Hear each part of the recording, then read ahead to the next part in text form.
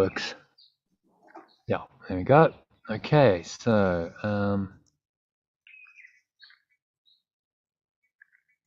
welcome, Iona, to the session. Thank you. So we'll try and keep it to an hour or less. If you got 50 minutes now. So let's have a look at the quote quickly, and then we'll go into the lesson. Yeah. You're getting my emails, by the way. Your email got deactivated once or twice for some reason. My system didn't like it. It obviously something, but then I reactivated it. Okay. Yeah, I got it. Thank you. Getting them. Mm-hmm.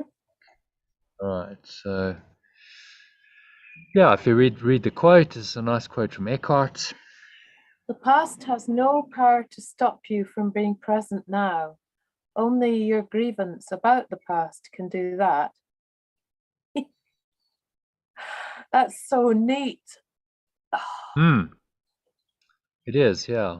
I thought it was a great quote. Yeah. To remind us, you know, because what is the past? The past is in our mind, and we make the past real when we hold grievances. It's as simple as that. Yeah, it can be incredibly alive and incredibly present in the present moment, but actually you are right stuck in the past, maybe decades in the past. So it keeps your thoughts going back there, and the emotion around a grievance makes it very real to you. Yeah. And then your mind is clearly not present. You're thinking about the past. You're feeling emotions about the past, and of course that colors your present state. So you're not really present fully in the now, and everything is colored by this past experience. That's now causing you to misinterpret your present, and then miscreate a future that's similar. So this is what the ego does. The past grievances means you're not really present. So your present state of mind, your pure formless awareness, is covered over the present. Your mind's filled with these illusions, and then because this is your past reality, the mind tells you, well, you know, there's going to be more of the same, or possibly even worse in the future. So you project that into the future, and then you worry about the future. Oh, you know, well, this happened to me in the past. Classic cases like some kind of trauma. You hold on to it, you don't let it go. There's a grievance against someone, you nurture it for years and years, and then you go through life suspicious and mistrustful of people. It's like, well, someone's gonna, you know, it's gonna hurt me. I'm living in fear because of this past grievance. And so that's how the ego keeps us on the timeline and never actually present now, which of course is the only time that we can truly be alive or connecting with our source. Yeah. The present is the closest approximation to eternity in this world. It's a little portal to eternity. Yes, I remember that, and in that moment, there's real strength. So you're just transcending the timeline. Briefly, whenever you're present, let's just bring up this timeline of consciousness so you can see. Can you see that? Yes. So whenever you're present, you bring yourself into this space of God or love, eternity, pure formless awareness. These are just pointers to the same presence, which is in your mind, and that takes you above the timeline, takes you above the battleground of time, being rooted on the timeline, thinking in terms of, well, this happened and this will happen. And of course that's what the ego psychological emotional attachment, and it plays out through grievances a lot. People is what keeps you rooted on the timeline. Yeah. Now your mind is obsessed with this, and you're caught up in time, and the present moment is obscured. It's a veil of illusion that's covering over this pure formless awareness that's only available in the present moment. You won't find it in the past or in the future. Yeah. It's only now. And so this is then rising above the battleground, finding the peace that comes from the present moment, and just not buying into the ego story of grievances. So, you know, psychologically, this is what a grievance does, is it makes this whole story of yours, the little self, real. because you're thinking about it and you're feeling emotion about it. That's where it really gets you. Like a deep-seated emotion about something makes it very real in your mind. Oh, yes, I really did get rejected by that person. I really did get divorced. I really did lose my parent in childhood. These kinds of traumas that people have. And so my story, the little I, is real, very real. And the more I hold the grievance, the more it makes that contracted little self real in my mind. And the more it gets me to pay attention to the timeline, to time and space, and what's going on here in my life and the problems of my life, and trying to sort it out, and so on. So where is it real, so to speak? Where is the pain made real? How a parent has died when the child is small in this 3D illusion, and it's painful in the illusion. Yeah. It's painful in the mind. So the mind attached to the story of self, the little self. Yeah. Says, "Oh, I've lost." I spoke to someone, and people often say this: "I've lost someone." Yeah. I've lost my brother. I've lost my father, my parents. Yeah. I've lost. Well, you interpret the story like that. Loss is at the foundation. You've lost something. This is painful because you feel like you've lost something of that's real, that's valuable, and now you feel the loss, and so the ego's thought system of loss and sacrifice is perpetuated. Yes. And you believe in your story. Yes, I really am human. I really was a child, and I did experience the loss, and it's all real. And now I'm traumatized. And we talked about psychotherapy yesterday. A lot. Yeah, well, John once it's interesting when he gets it's like a dog with a bone. But anyway, it's like, okay, I get it, John. It's not all that. What he's saying is he's making an example. He's saying, look, this is psychotherapy gone wrong, and it doesn't really work. But the point is, often people do get stuck in this kind of therapy, and they're talking about the past. Okay, well, let's talk about your childhood. Let's talk about let's talk about your loss. And some, really, people can get stuck for years. I mean, you saw it with your father, stuck for years in therapy about this apparent loss, because what's the psychotherapist done? They've made it real. Yeah. Patient's mind. They haven't said, look, this is just a nightmare. You're just dreaming. And the dream and the dreamer are not real. So the character that's dreaming this dream is not real. And this is the only true healing approach, because then you can't hold the grievance anymore. It's like, my story is not real. It never really happened. And honestly, it's the only way out. As soon as you make it real, then it's really happened in the mind, and the mind responds with emotion, and the emotion entrenches the thought, and then thoughts and emotions spin themselves around, and you get a pattern developing, a trauma, a grievance, really. Mm-hmm. And you want to take grievance to another level. What he's saying is that grievance is actually any resistance to love in the present moment. So if you're going, oh, well, it's just terrible weather, or like my car's got damaged, or it's a grievance, isn't it? So it's not just against people; it's a grievance against life, and saying this is not shouldn't be happening. So in the Buddhist tradition, the Buddha called it aversion. Mm-hmm. This movement of the mind, there's the desire, the craving. So Jesus calls that idle wishes, and then grievances.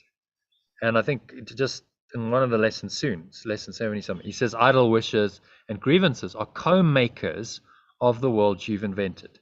Okay. Oh. You're in a bit of pain. Ooh, it's not real. Point. It's gone.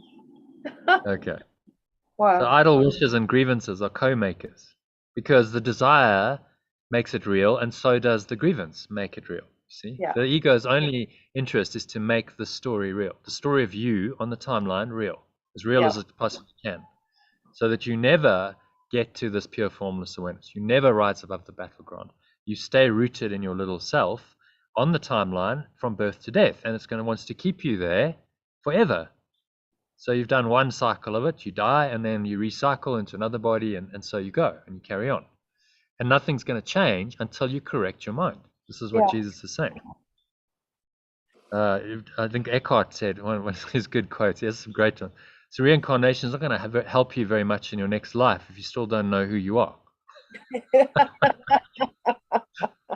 It's just another dream, right? You just bypass pure formless awareness, you reincarnate, you're back in another body, on another in another place and time, living out really the same story. It's the same. The human story is the same story over and over and over again, and it seems to be different because the ego is very ingenious in inventing different scripts, different stories within it, different events, different people, circumstances, and so on, because it has to keep the game kind of interesting.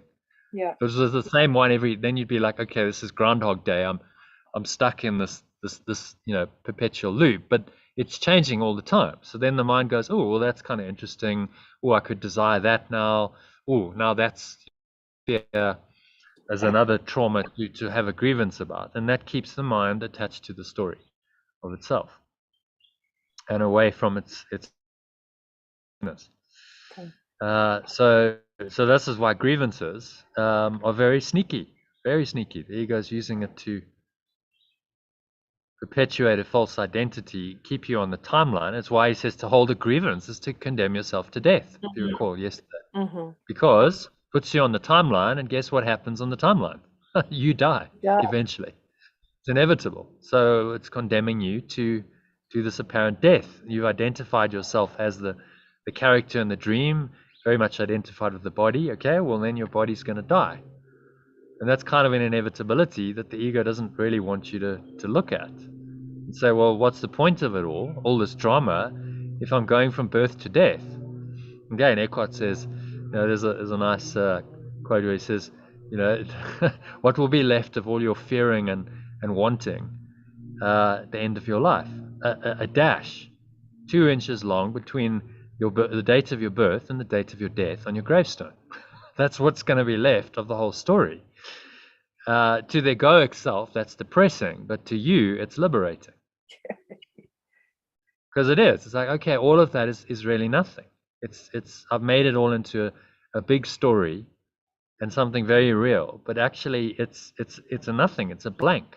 And the pure formless awareness that's beyond that is actually always with me. The peace and the love and the joy is always there. It's my only job here is to access it in the temptation of the illusion to deny it. That's what we're training our minds to do, to stay rooted in this no matter what. And grievances, letting go of grievances, is a major part of that. Because it makes the past real. In fact, it's the way the ego, I would say, it also uses nostalgia to make the past real. So that's another kind of sneaky trick, which seems to be better than grievances, but it's the same thing. You're just making the past real and romanticizing it. But grievances for most people are the big one, because you hold that, and you notice if you have a grievance towards anyone that it does separate you from them in your perception. You have to believe that you're a separate self then to hold the grievance. So that's what it does. Right. Yeah, that belief that you've been sinned against. Yeah. Which makes you real, and it makes them real, and it confirms your separate identity. So it's just observing the movement of the ego mind and going, okay, this is what it's doing. Whenever I hold a grievance, yes, I do feel separate. And I do feel contracted, and it doesn't feel particularly good or expanded or nice. It actually feels rather unpleasant to be in that state. So why am I staying in that state when I could choose to let it go and free my mind? Question? No, it was just a reflection. It's a lonely place to be. Yeah. As he said in yesterday's lesson, this has left you alone in your perception of the universe. Or maybe it's in today's. Let's have a look. I think he might have said it in today's. This has left you alone in all the world in your perception. So you feel very alone in your grievances, because it separates you from all your brothers. And it's just a shift. All he's asking us to do is shift our perception. Like, what could be so difficult? Okay, so there's a little bonus recording if you want to listen to that. So Miracle Network, which is actually the catalyst for our meeting. Wouldn't have happened if I hadn't done this session a year ago. So shows you these little miracles, a little connection, and then all kinds of stuff happens after that. So I'm trying to get back into them. They've banned me. So I know. I'll have to go and see the organizer when I'm in London. I'll say, okay, let's just have a coffee and have a chat here, dude. Because, like, what are you doing? Like, really? Like, seriously? Is this really, like, now your policy forever that I'm banned? And are you really sure that all of your so-called pure Course in Miracles teachers have no other influences? Like, really? Come on, seriously. Anyway, we'll see. If it's meant to be, it will be, and if not, then I'll just have to find other channels and just let it. I just needed a start, so Sue and John were the starting point, which is great. And then from one little seed, it grows. Okay, so you want to read the key idea? Okay. My grievances hide the light or true awareness of the world in me. Okay. No one can look upon what your grievances conceal, because your grievances. Do you want me to make it bigger? No, it's okay. You want me to make the screen a bit bigger? You all right? Yeah, why not? Why not? Thank you. Well, very easy to do. Yeah. Better? Nice, thank you. No one can look upon what your grievances conceal, because your grievances are hiding the light of the world in you. Everyone stands in darkness and you beside him. But as the veil of your grievances is lifted, you are released with him. Share your salvation now with him who stood beside you when you were in hell. He is your brother in the light of the world that saves you both. Alternatively, no one can look upon what your grievances conceal, because your grievances are hiding the true awareness of the world in you. Because your grievances are hiding the true awareness of the world in you, everyone stands in unawareness and you beside him. But as the veil of your grievances is lifted, you are released with him. Share your awakening now with him who stood beside you when you were in hell. He is your brother in the light of the world that saves you both. Actually, I should have changed light there. I missed the light. He is your brother in the awareness of the world that saves you both. Yeah. Or that awakens you both. That would be an interesting interpretation. Is that your brother? Is your brother in the awareness of the world that awakens you both? Oh, yeah, I like that. Yeah.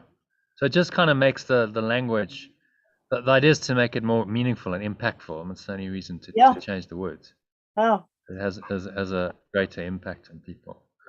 I think for me it does. Seems like it is for others as well. So we'll keep doing it. I'm reminded of the phrase to hide your light under a bushel, to keep your true awareness hidden in darkness. That is helpful for me to talk about darkness and light, actually. And if I choose to be in darkness or unawakened, everyone stands in unawareness beside me. So you condemn the world to that. You know, your perception said, well, darkness is real and everyone's in hell. Yes. Essentially, everyone's in the dark along with me. And it's a very depressing reality to put yourself in. So before that person came to us this morning, I sat out in the sun and thought, this person is perfect. There is nothing going on with this person. I see this person fully awake and full of light. And I'm going to do that always now, actually, when somebody comes along. Just see them that way. Because I am lifting the veil of my grievances and I'm released and releasing as a result. Yeah. And this is the way of true healing. Just acknowledge what they truly are. Yeah. And don't focus on the error. Focus on what they truly are. And if you can help them to connect with that in the healing session, then that's your job as a healer. Yeah. Rather than focusing on the error, which then keeps you in the error. You know, as we saw with the psychotherapy idea, like you're going to be in the error for years, the same error repeated. Well, that's not really freeing you. No. Whereas, you know, one session with a true healer will just go, oh, actually, wow, that's not real. And I'm starting to get that. There's because they're so holding the presence. So people who go into the presence of these masters, they just feel it. It's like it's a transmission on another level. They just go, oh, wow, that's just so liberating and freeing and peaceful to be in the presence of a totally non-judgmental presence. No, there's no judgment. I just feel like completely safe and at peace and one, and that's the healing. Then like the grievances and stuff just drop away in that presence. This is a veil of your grievances is lifted. Yeah. So it really is a veil of darkness. Veil of mind. It's just mind, that's all. It's your mind. And I had my little mystic experience last year. It was so clear to me, like having had like this pure formless awareness for a few moments. I came out of it and just saw so clearly that the world is just the projection of the ego mind, and the only purpose of it is to create a justification for this veil of illusion in our mind. That's the purpose, so that we can continue believing and thinking, feeling these thoughts and emotions that are like clouds, that cloud the pure formless awareness, that cover it over, and the world's then the justification for that. And that's why the world is a veil of illusion. It was pulled over reality, covers over the ground of being to justify this dark cloud of thoughts and emotions in our mind that constitute the ego. And that's all it is. That's why they say it's a veil. It's just been pulled over, a cover over the light. And veil, interesting, veil and evil have the same letters, just switched around. So they do. Veil, evil, and live, all same letters, just in different combinations. Well. But to live backwards is evil. If you spell live backwards, it's evil. Yeah. Yes. And then you mix that up and confuse that a bit. Now you have the veil of illusion that covers. So yeah, there's no accident in the words. It's all. Okay. So any thoughts on number one? Well, just share your salvation. He is your brother. Share your awakening. So you share that presence, really. People are not, well, how do I do this? Well, you're in that state of mind, and then just by being in that state of mind with your brother, you are sharing it on some level. And that might express in actions or words as appropriate. But sometimes nothing needs to be said. As I said, some of these gurus like Ramana, they just sit. They're in meditation. They just sitting in their peace, so rooted in the presence. The people sit in their presence and they get healed. They don't have to say anything. Yeah. In fact, he said that silence is the greatest healer. I don't have to say anything. It's just getting people to experience that deep silence and the deep peace in their presence. Okay, so moving on to number 2. Today, let us make another attempt to reach the light in you. Before we undertake this in our more extended practice period, let us devote several minutes to thinking about what we are trying to do. We are literally attempting to get in touch with the salvation of the world. We are trying to see past the veil of darkness that keeps it concealed. We are trying to let the veil be lifted and to see the tears of God's Son disappear in the sunlight. Alternatively, let us make another real attempt to reach the true awareness in you. Before we undertake this in our more extended practice period, let us devote several minutes to thinking about what we are trying to do. We are literally attempting to get in touch with the awakening of the world. We are trying to see past the veil of unawareness that keeps it concealed. We are trying to let the veil be lifted and to see the tears of love's extension disappear in the sunlight. I listened to your 20-minute meditation this morning before reading this lesson. Okay.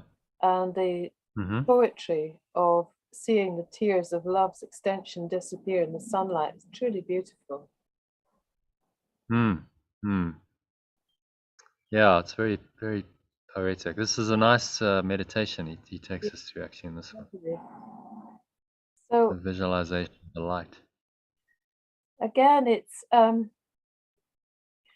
when he says, okay, come on, let's get real. What are we trying to do? We are attempting to get in touch with the awakening of the world. You think, my God, it's that huge and it's that direct and it's that simple. All at once. Right now, for me. All at once. Right now, in real time. Yeah. Yeah. The awakening of the world.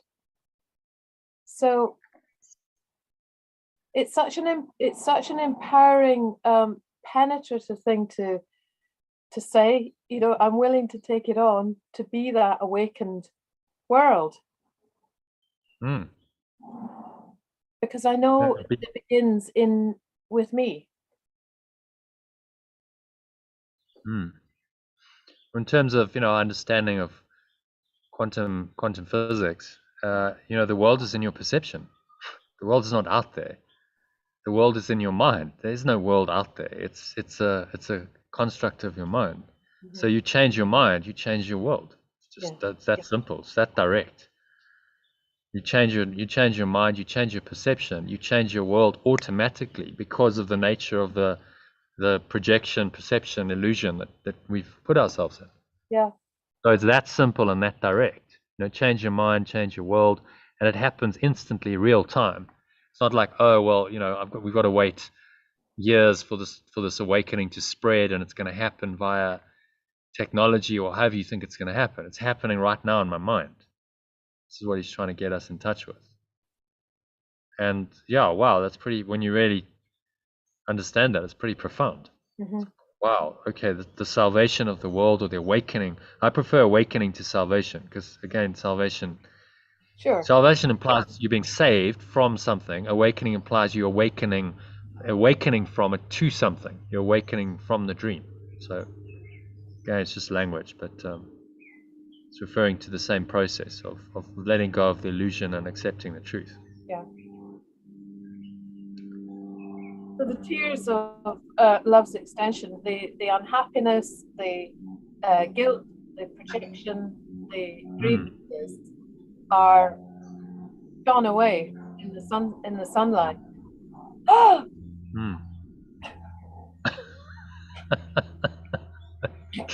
Let me show you. What's he doing?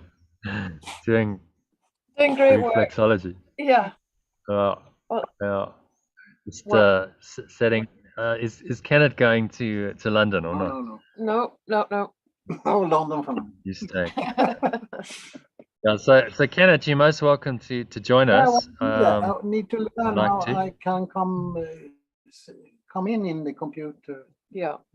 Yeah. Well, Iona, are you leaving your computer behind, Iona? Yeah, I am. But this dear guy is just so he's never going to get it. Even sorry.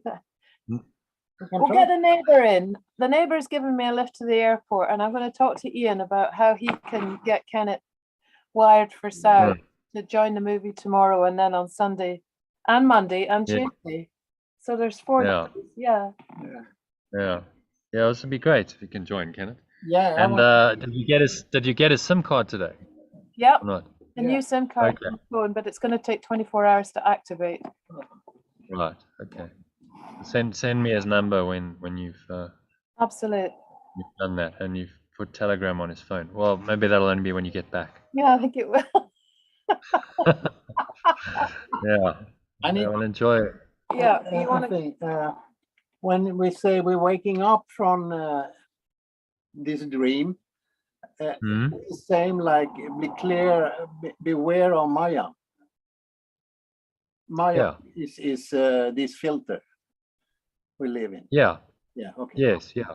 The veil of illusion, Maya. Yeah. Okay. If you've watched The Matrix, did Kenneth watch The Matrix with us? I can't remember. Yeah. You watch The Matrix, then it's The Matrix. You know, the Morpheus says the Matrix is all around you. It's everywhere you look. Yeah. It's in, you know, when you pay your taxes, when you go to church. Yeah.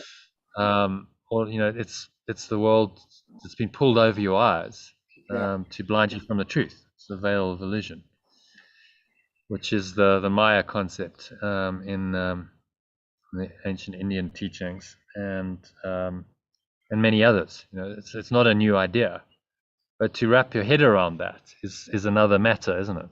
Yeah. I remember when I first started getting this. Yeah, I was familiar with this, like illusion. Okay. And then one day I was sitting, I was reading The Disappearance of the Universe, actually. I got to a point where they were very explicit about God did not create the illusion. God didn't create the world, which it says pretty clearly in the course, but somehow quite how I'm not sure, because God did not create a meaningless world, like lesson 14, and I've done this lesson before, but you don't fully see. And then something just like triggered. It was so interesting. It was like a little moment of insight, or satori, they call it in the East, in the Japanese tradition, satori. Like, just wow. I remember sitting there. I'm sitting at a desk and I'm looking at the room and I'm going, okay, I'm starting to just get it. It's all a dream. I was like, what do I? And then I was like, okay, so what do I do now? Yeah. It was like more like an oh shit moment. Oh shit. So what am I going to do now? And I sat there for a few minutes going, I honestly don't know what I'm going to do now. I guess I'm going to go off, and I think I was playing squash at the time. I had a squash date. Okay, well, I guess I'm going to go off and play squash then. What else am I going to do, But it was like, whoa, like, what do you actually do with that insight? And how do you live that way? So, and this is the work. Okay, so how do you be in the world but not of it? Realize that it's an illusion, but still able to engage in it in a constructive way, when none of it's true and real. It's not the easiest thing in the world to get your head around, is it? And so this is the art. That's why it's an art, the art of letting go, because it's like an art, and you've got to work it out for yourself, and there's subtleties and nuances, and it's refinement over many years to like get to a point where, yes, I'm not attached to any of it, but I can engage in it and have a happy dream without attachment. That's really the art of it. Yeah, things pale out. What we like. We don't play in the sandbox when we are older. So they pale out the fun. Everything pale out. And memories pale out. I mean, when we die, it's an interesting thing. We're allowed to have little Amaya and widows, only little, so we can manifest our fantasy. And then we're not allowed to have more. Very special. Well, this is the idea is to get rid of all of it. So by the time you leave your body, your attachment to Maya, the illusion, the veil is gone. There's no longer any mental or emotional attachment, and so there's nothing that's going to bring you back. If you've totally detached from it, let go of it, then why would you come back to an illusion that in your mind has no reality? That's like esoteric meaning. We are for a while in the astral motion station, and then they pale out the feelings there. Then we go to the mental station, and then that pale out, we go to the causal station, and then we go back to reborn. Yeah, Are you aware of that? Are you with me? Yeah, I've heard of these concepts. I mean, no one really knows what happens when we leave the body, because it's not something that's very easy to, you can't see it, feel it, touch it. It's not tangible. So there's various theories, but there's no doubt in my mind that if you leave this world with illusions, you've still got egoic desires and grievances and attachments, then those are going to bring you back, because this is where you come to play them out, to indulge those thoughts and emotions, and so you then get pulled back into the dream by your mind, and this process of mind training is designed to free us. Yeah, we're on the same turn. Good. Yeah. Okay. So where are we? Have you read number 3, Iona? Number 3 then. Let us begin our longer practice period today with the full realization that this is so. Okay. And with real determination to reach what is dearer to us than all else. Salvation is our only need. There is no other purpose here and no other function to fulfill. Learning salvation is our only goal. Let us end the ancient search today by finding the light in us and holding it up for everyone who searches with us to look upon and rejoice. Alternatively, let us begin our longer practice period today with the full realization that this is so, and with real determination to reach what is dearer to us than all else. Awakening is our only need. There is no other purpose here and no other function to fulfill. Learning how to awake is our only goal. Let us end the ancient search today by finding the true awareness in us and holding it up for everyone who searches with us to look upon and rejoice. Excellent. Yeah. So learning how to awaken is our only goal. Yeah. This is the only reason we're here. Our only function to fulfill. He reiterated that a few lessons ago. He said, salvation is my only goal. Yes. And there's a necessary corollary to that. Well, it means that it's the only one. There's no other. No. Salvation is my goal, and there is no other. Awakening is my goal. There is no other. So all of the other trivial purposes and meanings that I give to this world, I must relinquish. I must let them go. Good. Yeah. So actually, everything is for awakening. Yeah.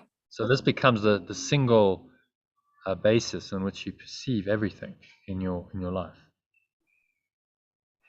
Awakening is my only purpose in this life. So awakening is my only purpose in this so-called reality. I'm experiencing this. Okay, well, let me experience it from the perspective of oneness. That's going to help me awaken to the truth of oneness and see that oneness of pure formless awareness right now. So let me drop the grievance right now and experience the awakening right now, because awakening is my only purpose right now. Drop the grievance now. So it runs through your entire life. This guides your entire your perception of every situation. I was thinking so what it's trying to get us to do. Sorry. I was thinking very much last night and today about the process of law and the language in law, and talking about grievances and the aggrieved party. Yes. It's the adversarial nature of so much of our lives. Should we choose to get involved, of course. What an effort, what an energy, what ultimately useless pursuit. Yeah, it is. Waste of time and energy, but people spend much time and energy on these kinds of conflicts. And yes, there's a whole profession, the legal profession is based on conflict, pretty much. Oh, absolutely. So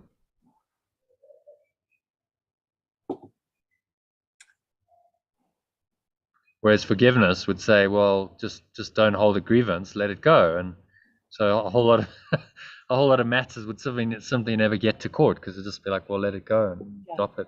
Yeah. And release it. I had a situation last year where some guy he took 140,000 rand, which was contractually mine, and in the end I was like, you know what, just drop it, leave it.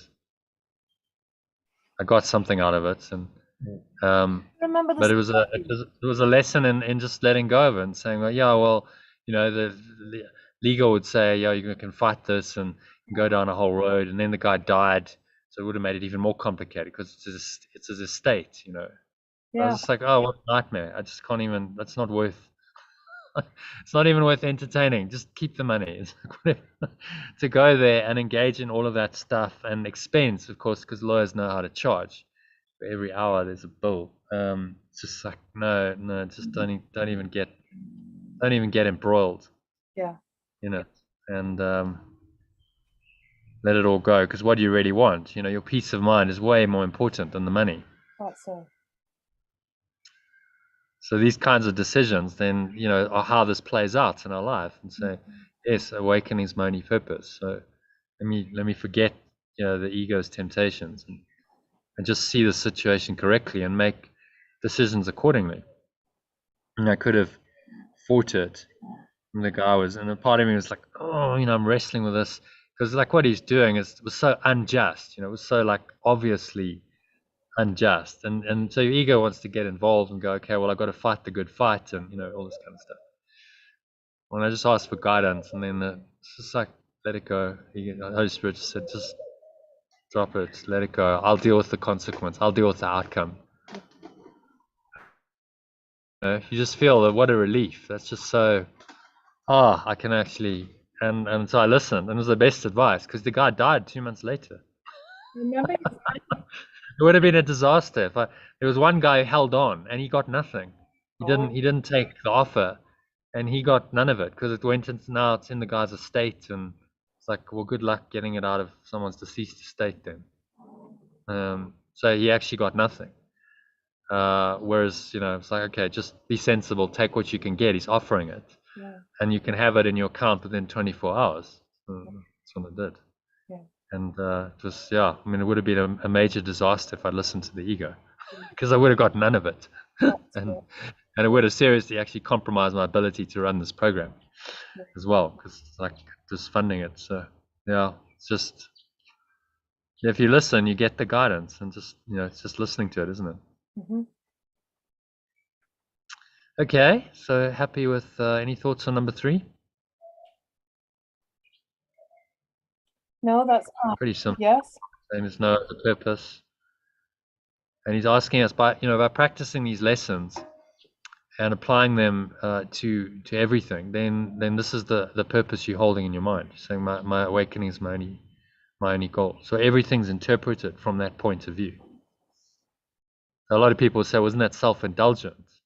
The ego says, oh, well, that's awfully self-indulgent. Everything's about your awakening. That's enlightened self-interest, because if you see everything in that way, then you're going to perceive with the Holy Spirit, you're going to perceive love only, and you'll be the healer in the world. Help others to awaken to it. So it's not self-indulgent at all. It's in fact the only way you can be the light of the world. Yeah.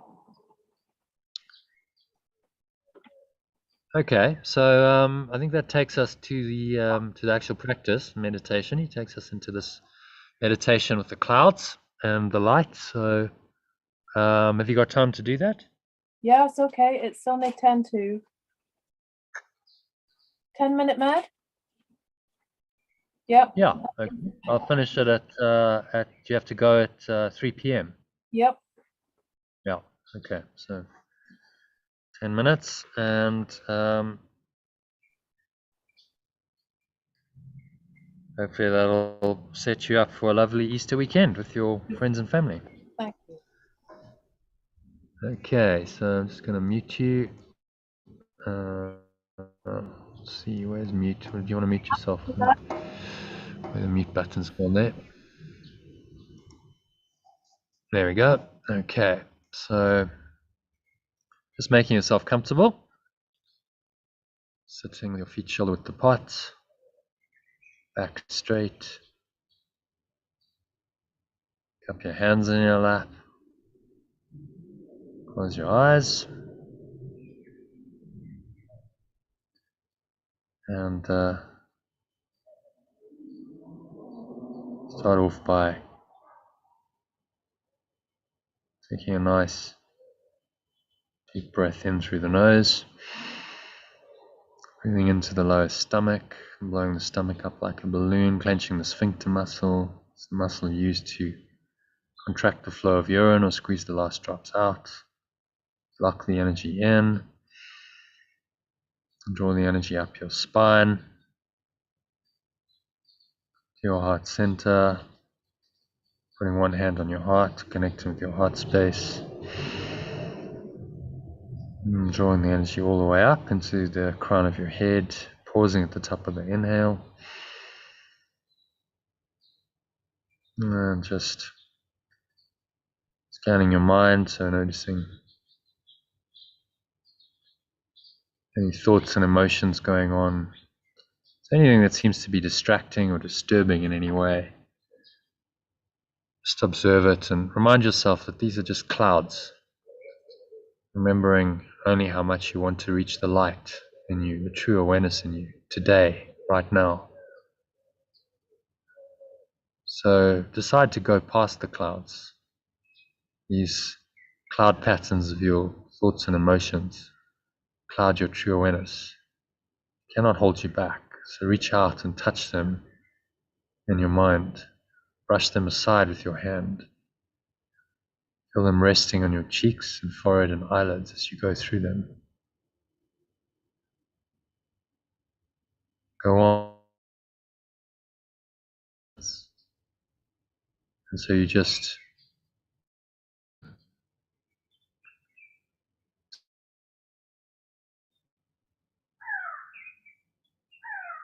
feel a sense of being lifted up and carried ahead. Your little effort and small determination call upon the power of the universe to help you.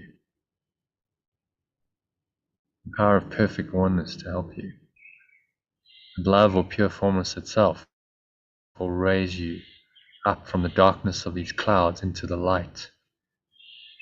You are in accord with its awareness.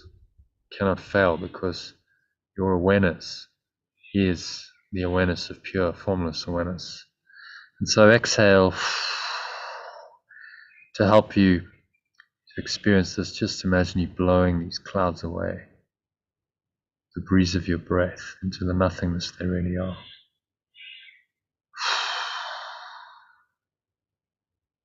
Notice how the energy subsides back down the front channel of your body. Stomach and the chest suck back in.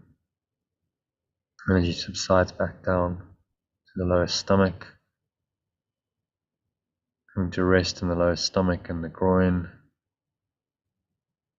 And you just pause here briefly and stay in the light. It's the light of pure formless awareness. Have confidence in your source today. Be certain that it has heard you and answered you. This awareness, pure formless awareness arising in your mind is its answer. And you may still not recognize that answer yet. You can indeed be sure that it is given you and you will receive it. The clouds are still there. Try as you attempt to go through them to the light beyond. To hold this confidence in your mind, knowing that the light of the sun, of your source, is always there. It's like the sun is always there. It's never truly disappeared. It just goes behind the clouds from time to time. And then, as the earth revolves, the sun is on the other side, so it's dark. But the sun is still there always. So in the same way, have the confidence that the source of your true awareness is always there. Hold this confidence in your mind and try to remember that you are at last uniting your awareness with love's pure, formless awareness. It's your own true awareness, the very source of awareness. Try to keep this thought clearly in mind. Say to yourself, what I'm undertaking with the help of love itself, with pure formless awareness, must succeed because it's true. And then let the power of love, this pure formless awareness, work in you and through you so that its awareness and yours are united. And just rest in this unity with your true awareness for a minute of deep silence. Nowhere else to go, nothing else to do, nothing else to think about. For the next couple of minutes, just breathe, relax. Surrender into this love, this pure formless awareness. The next 2 minutes of deep silence.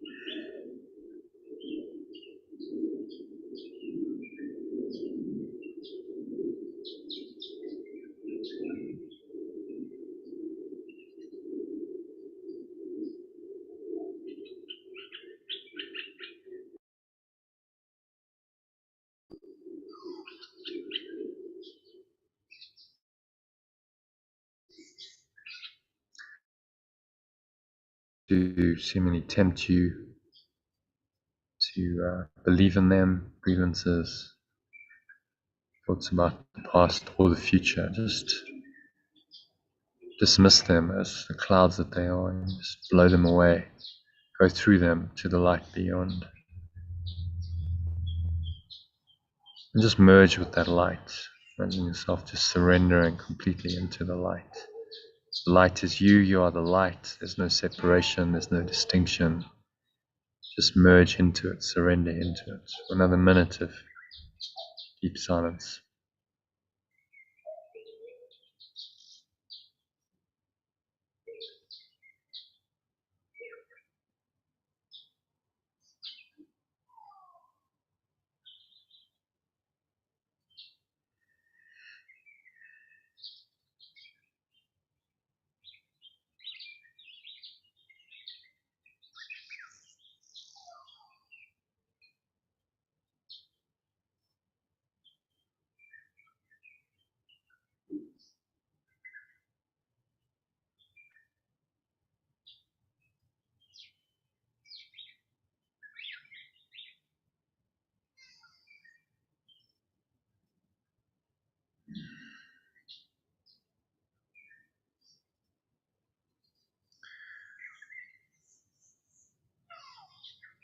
And so just gently coming back to an awareness of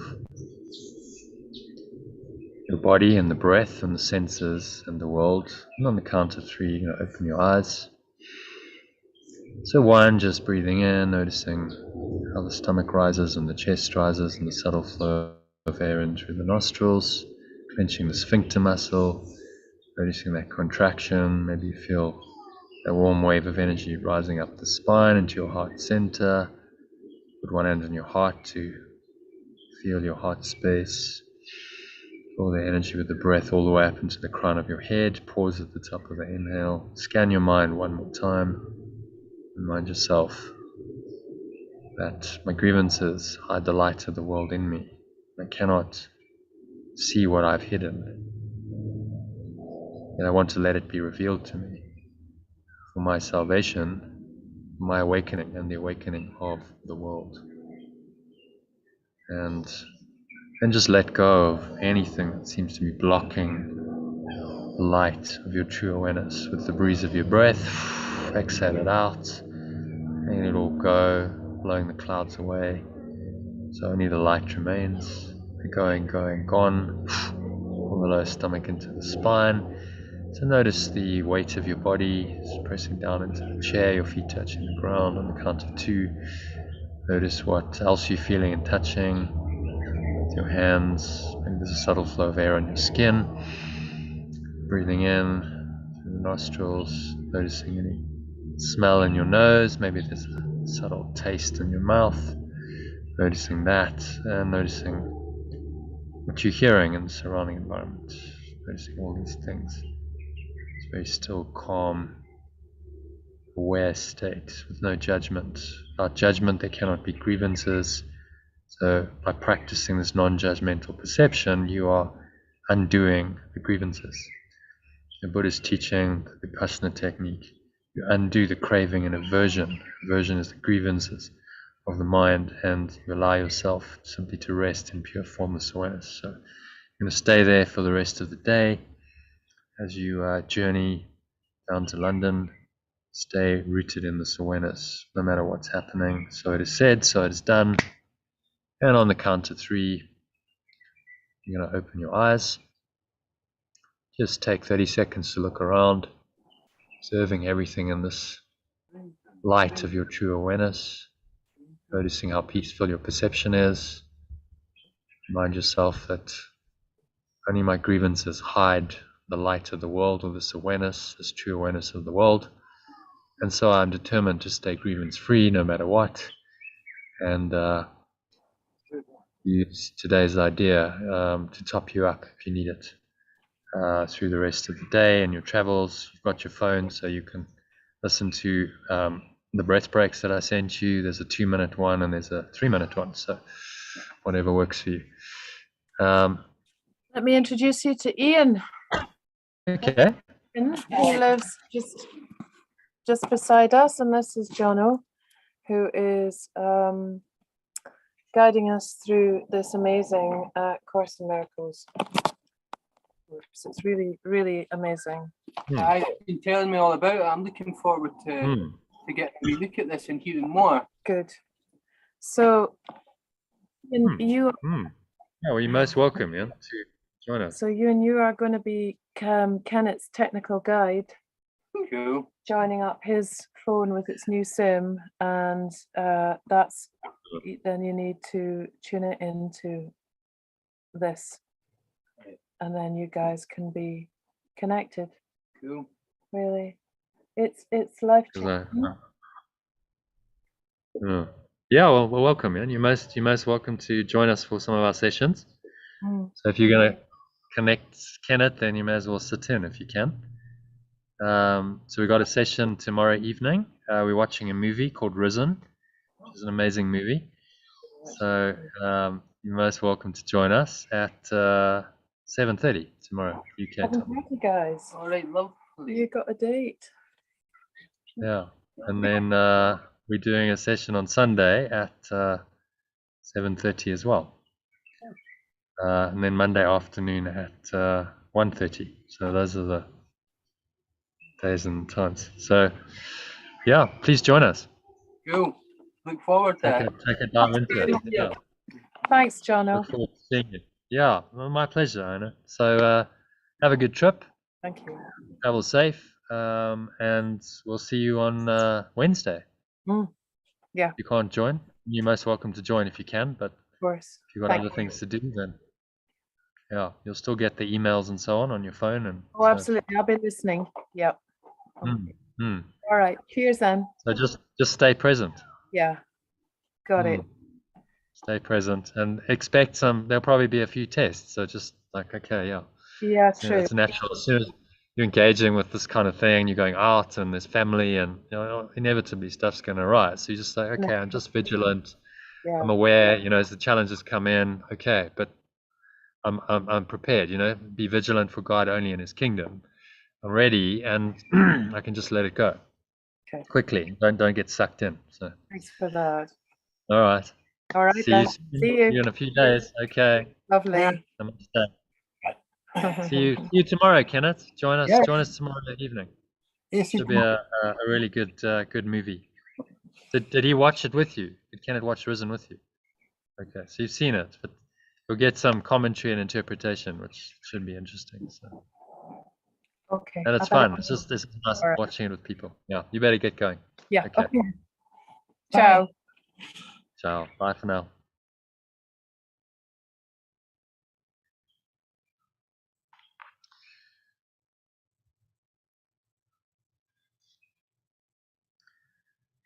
Okay, so let's do a little reading of the text. There's no one with me, but I'm just going to read it and give some commentary of today's text, which is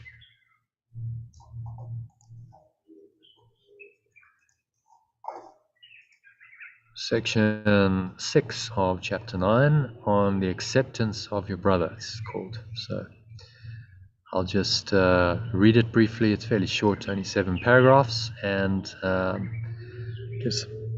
give some commentary on it. So Jesus starts off by saying, how can you become increasingly aware of the Holy Spirit or the awareness of oneness in you except by his or its effects? You cannot see him or it with your eyes, nor hear him or it with your ears. So this is an intangible presence. So we have to see it by its effects, is what he's saying, which are the miracles that are in the title of the book. So how then can you perceive him or it at all? Question. So if you inspire joy and others react to you with joy, even though you're not experiencing joy yourself, there must be something in you that is capable of producing it. Well, that's fairly logical. You can inspire joy in others, even if you're not experiencing joy in the moment yourself. And there must be something still in you that's capable of producing this, logically. So joy must be in you. Joy must be dissociating it in yourself. So you see it can produce joy in others, and you're not joyful yourself, then you must simply be dissociating it in yourself. In other words, you're denying it, you're separating yourself from it in your mind, saying joy is not in my awareness anymore, which is what the Holy Spirit's designed to help you to heal. So it seems to you that the Holy Spirit, or the awareness of oneness, does not produce joy consistently in you, only because you do not consistently arouse joy in others. The reactions to you are your evaluations of his or its consistency. So we don't consistently arouse joy in others because the Holy Spirit does not produce joy consistently in us.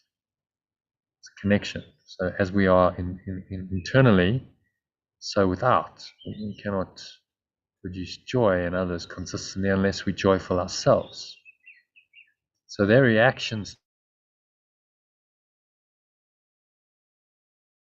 to you are your evaluations. So this Holy Spirit, so the awareness of oneness, the remembrance of oneness is consistency.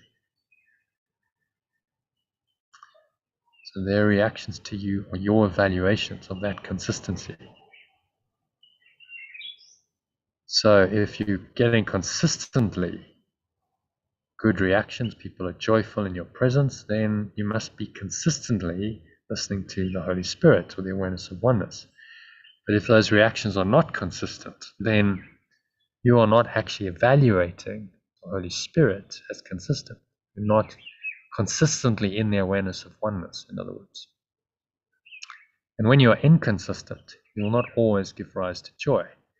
And so you will not always recognize his or its consistency.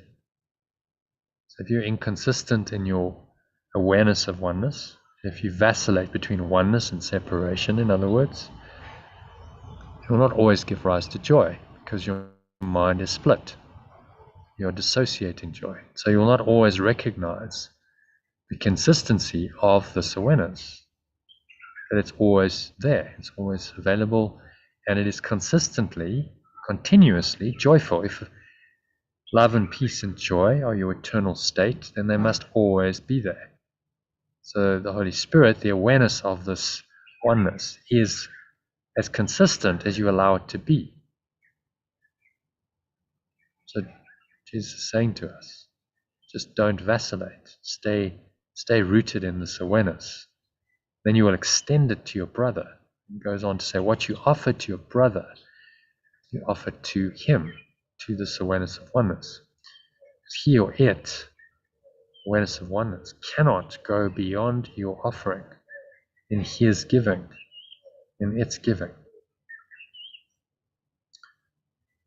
So as we give, we receive.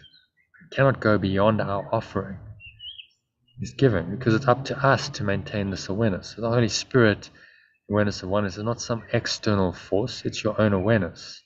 It cannot go beyond your offering in its giving.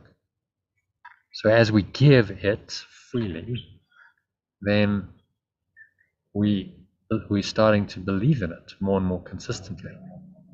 And as we give it, then we receive it. So this is the law of giving and receiving again coming into play in this teaching. So what you offer to your brother, you offer to the Holy Spirit, to the awareness of oneness, because he or it cannot go beyond your offering in his or its giving. And this is not because he or it limits its giving in any way, simply because you have limited your receiving.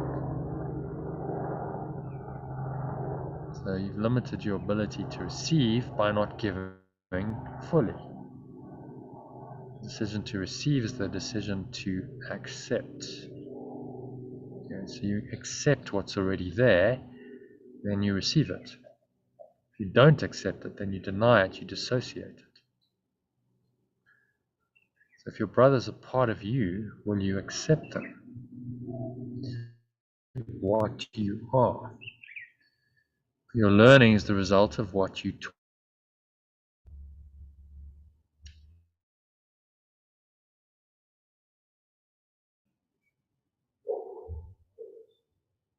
They're part of this awareness of oneness.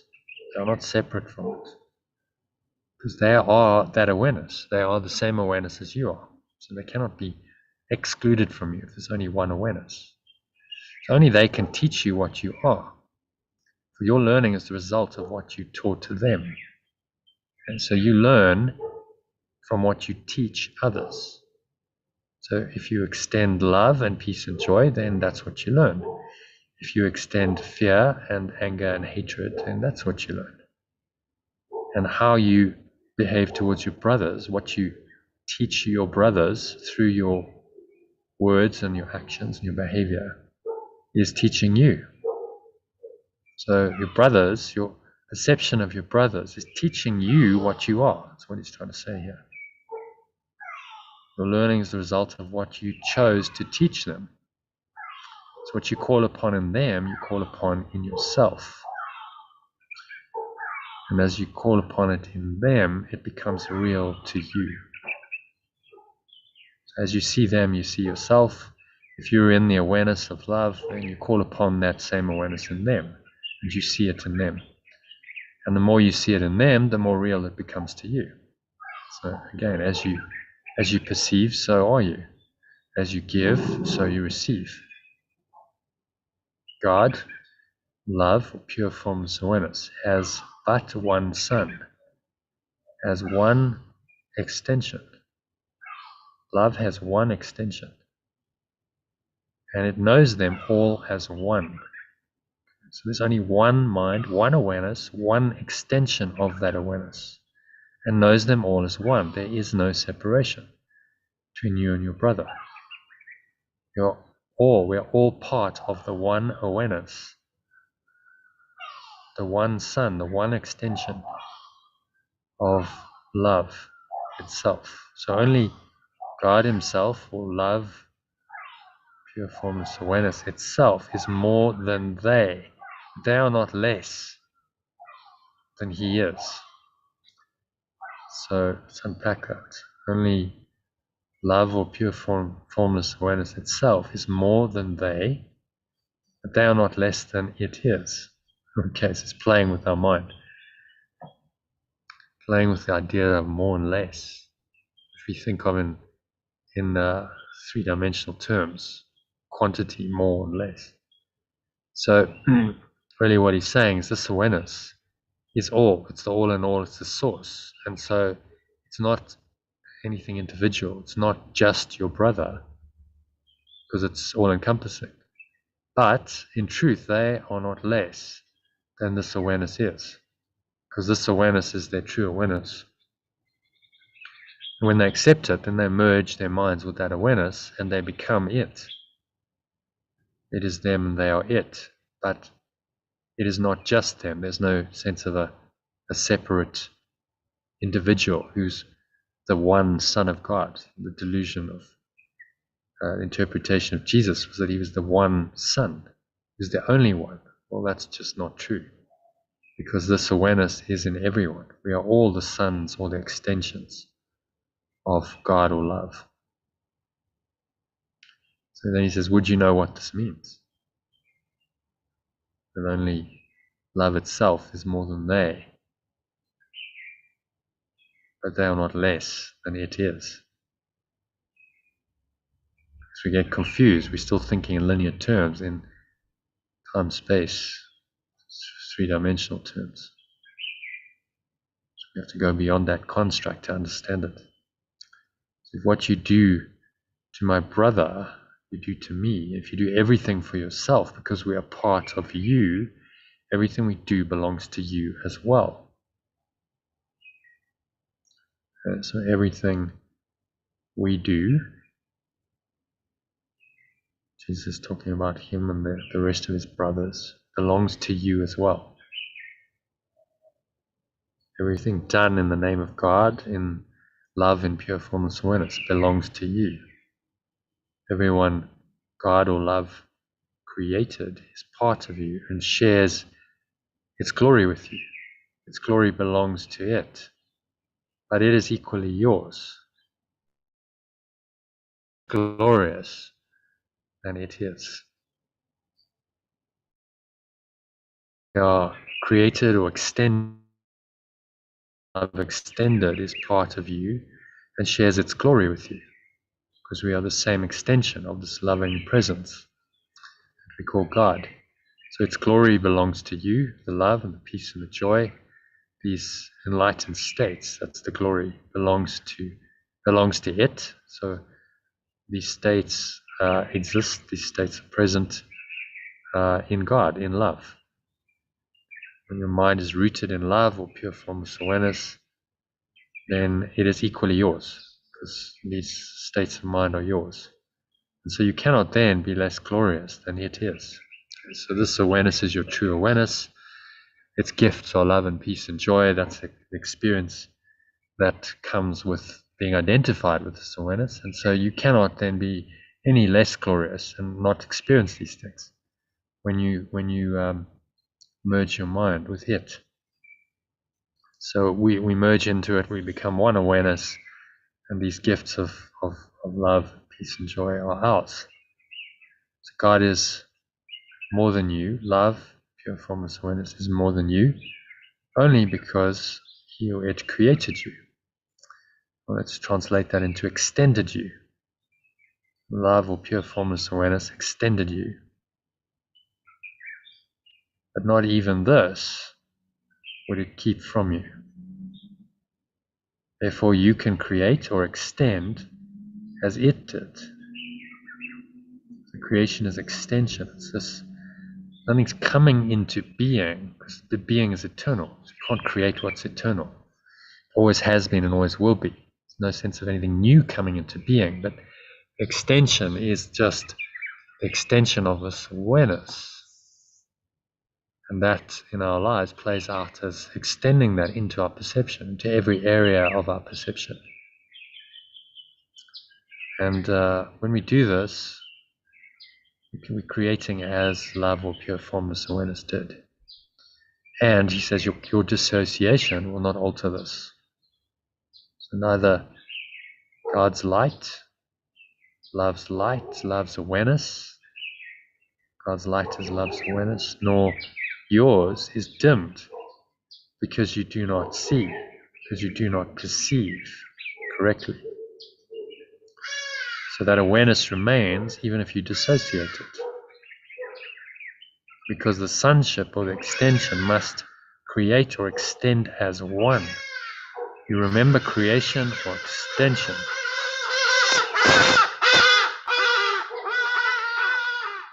Whenever you recognize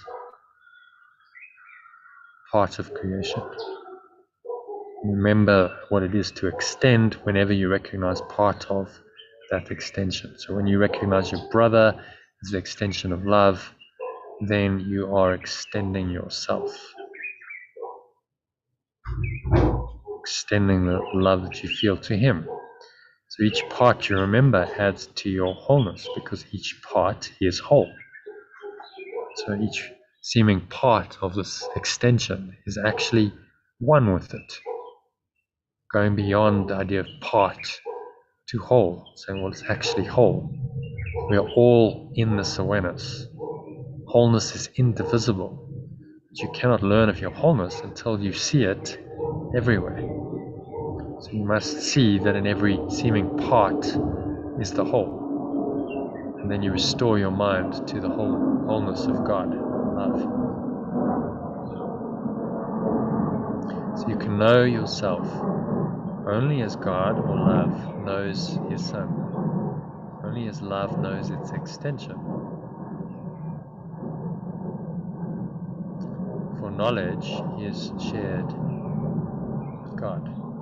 Knowledge is shared with love. Pure formless awareness. So knowledge is that awareness. When you are rooted in unconditional love, that's your only awareness. When there's only pure formless awareness, then you share your knowledge, your state of mind, your awareness with God or love itself. So that state becomes your state. That's the merging of the Father and the Son.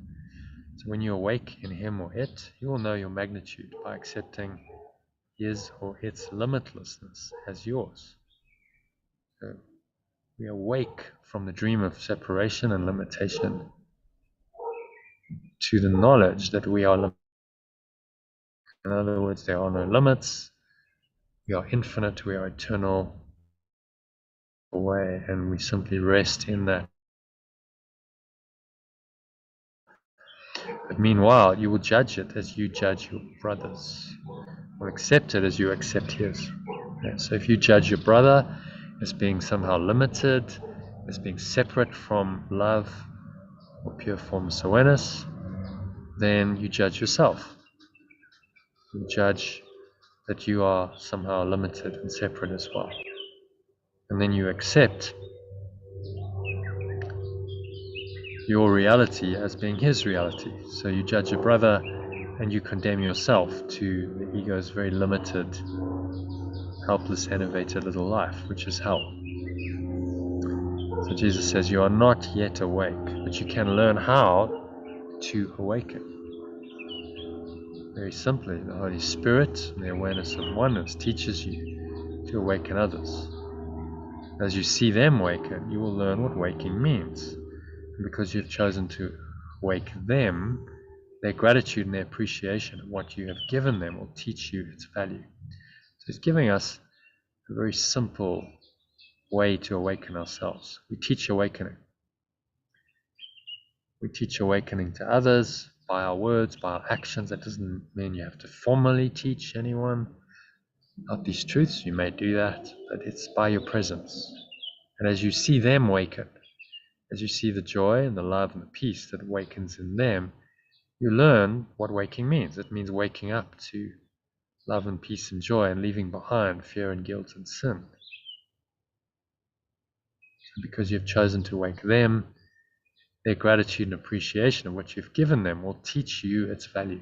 So you learn by your brother's response that this is valuable, that this is meaningful, and so it teaches you that it's real. And they will become the witnesses to your reality as you were created, or extended witnesses to God's or love's. They will become the witnesses to your reality as the truth, as the one mind, as you were created, witnesses to God's. So you were extended as a witness to God's presence or love's presence. It extended you and you become the witness of that presence. The very fact that you have any kind of existence at all, any kind of awareness at all, is proof that there is an awareness that is timeless, that is eternal. Yet, when the sonship, which is the extension of this presence, comes together and accepts its oneness, it will be known by its creations or extensions, who witness to its reality as the Son does to the Father. So we extend as the Son or the extension of the source. Father is source. So let me read that again. Yet when the extension comes together and accepts its oneness, it will be known by its extensions, who witness to its reality as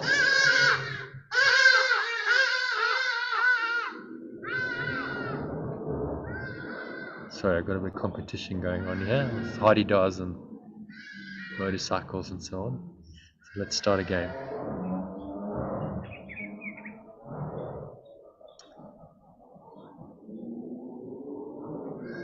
So, yet when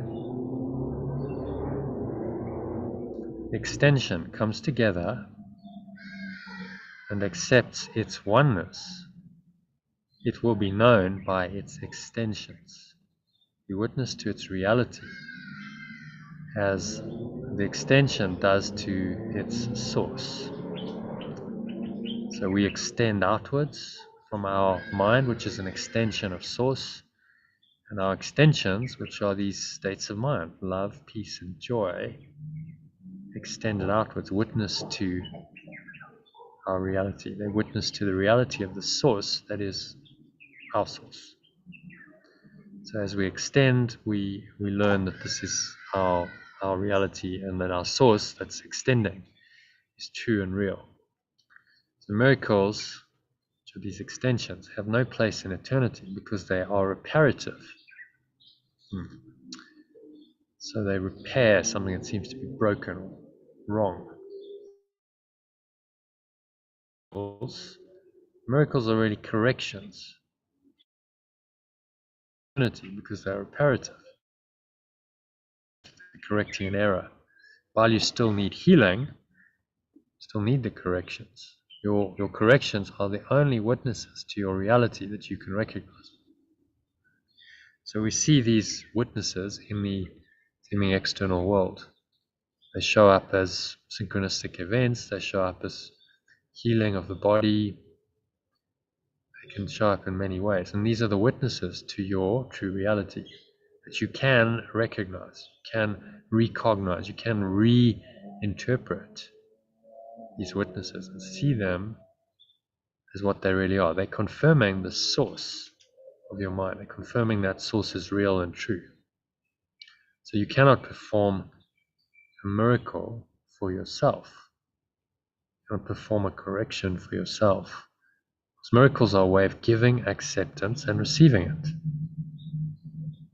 So miracles in this world, you give acceptance to your brothers. You say, yes, I accept you as what you are, as the Son of God, the extension of love. And then I receive it myself. So in time, the giving comes first, because we give first, seemingly, though they are simultaneous in eternity, where they cannot be separated. In eternity, there's no such thing as giving and receiving, because it's all one. There's no one to give to and to receive from. It's one awareness. But this giving and receiving, part of the collapsing of time into the eternal, no time, timeless state, where they cannot be separated. There's no giving and receiving. There's just one pure formless awareness that is unchanging and unchangeable forever. So when you've learned they are the same, the need for time is over. So interesting. When we learn that giving and receiving are really the same, as I give, I receive instantaneously. There's no separation. There's no time lapse between those.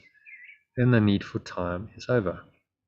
Then I'm rooted in my true awareness, which is timeless, and that awareness is sufficient unto itself. It's whole and complete, and there's no need for time then. Time is this part of the split in the mind. It seems to separate us from others and giving from receiving. So, last paragraph, Jesus says eternity is one time. Its only dimension being always. Because it's always there. This cannot mean anything to you until you remember God's open arms, love's open arms. Finally know his open mind. Finally know its open mind. So it's using metaphor here. God has open arms, not literally, but metaphorically.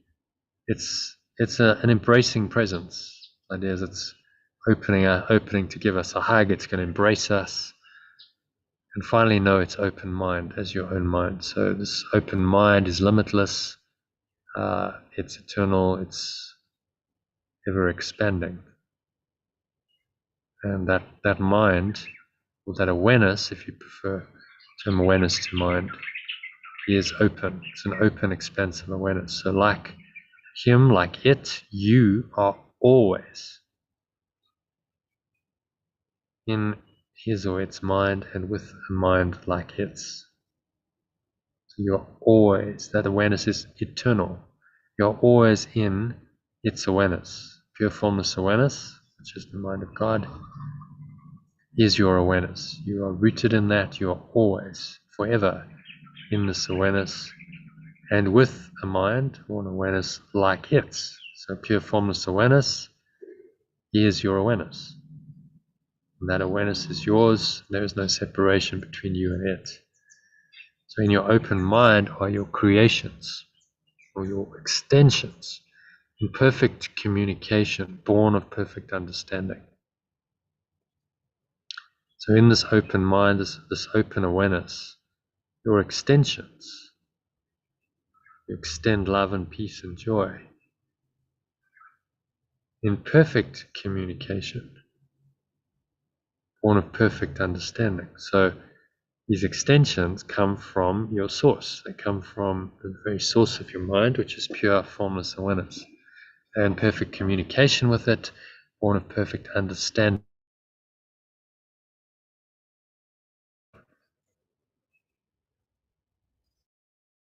Creations or extensions the world has to offer.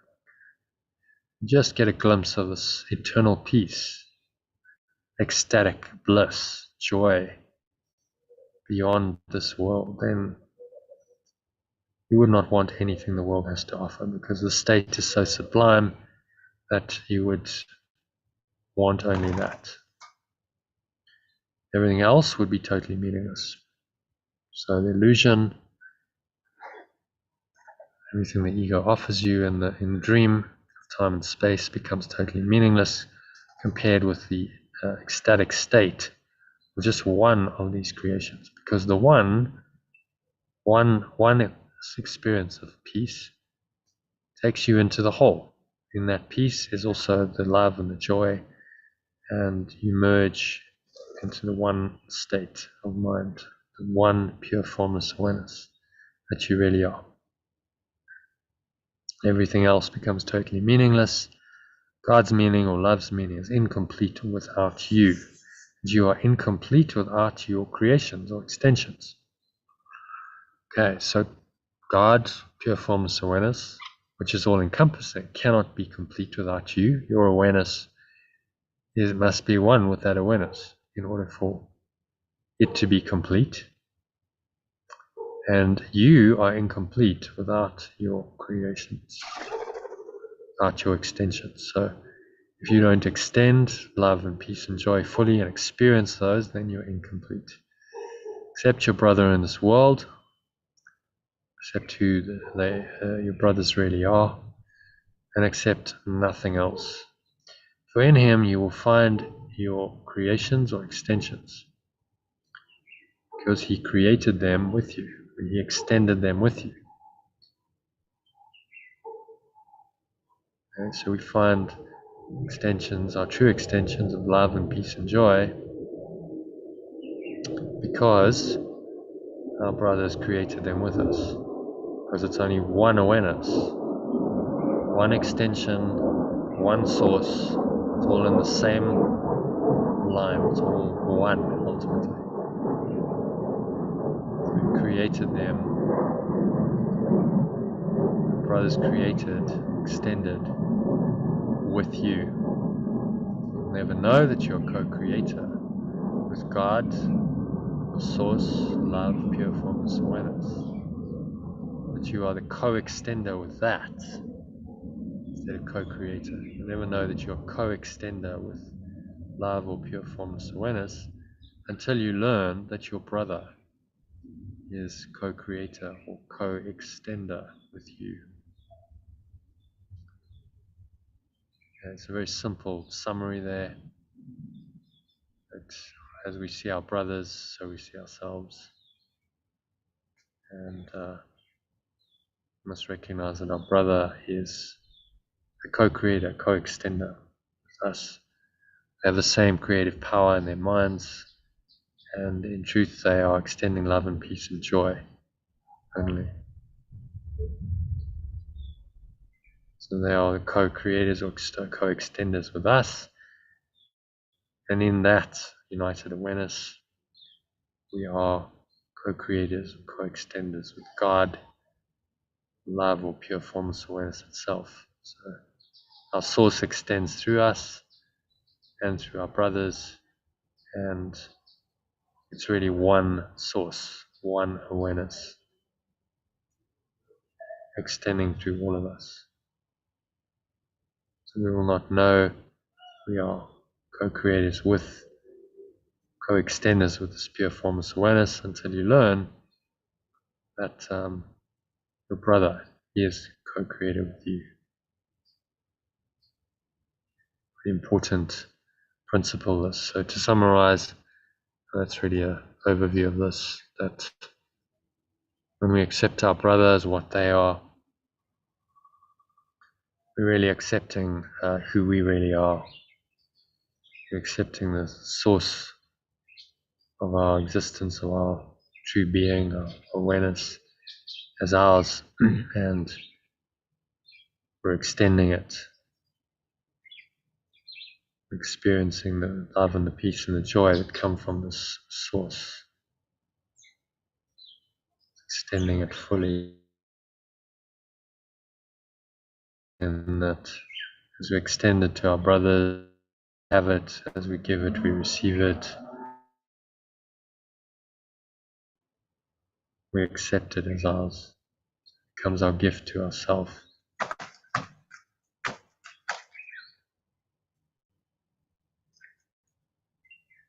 And then we find the joy that this lesson, this particular section started with. Joy of accepting our brothers and our source. So that brings us to the end of the section. So I hope this little reading and commentary helped you to connect in with this deeper state of mind, and also listen to a meditation. I'm going to send you after this to help you to meditate on this lesson and have this experience he talks about of love and peace and joy that it can bring you.